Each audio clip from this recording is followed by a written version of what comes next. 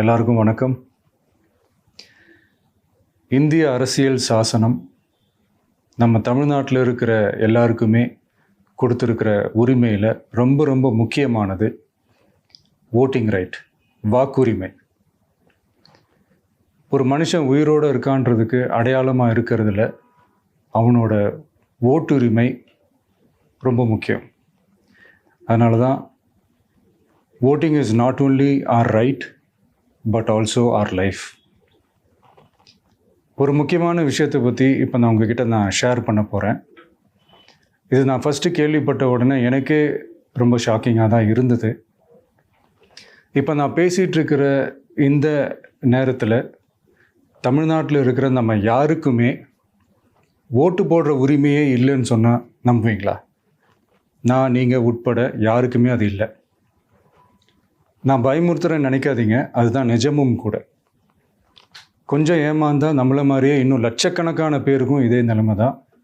ஓட்டு போடுற அந்த உரிமையே இல்லாத மாதிரி ஒரு நிலைமை வந்தாலும் வரலாம்.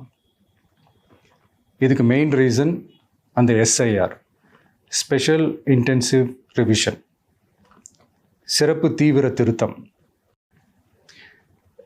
இப்போது இந்த எஸ்ஐஆர் நம்ம தமிழ்நாட்டில் எப்படி ஒர்க் ஆக போகுது?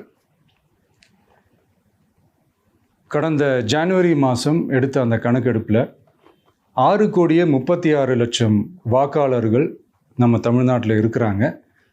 ஆனால் அவங்க யாருக்குமே இந்த ஓட்டு போடுற உரிமையே இல்லை. அந்த பிஎல்ஓன்னு சொல்லுவாங்க, பூத் லெவல் ஆஃபீஸர்ஸ், வாக்குச்சாவடி நிலை அலுவலர்.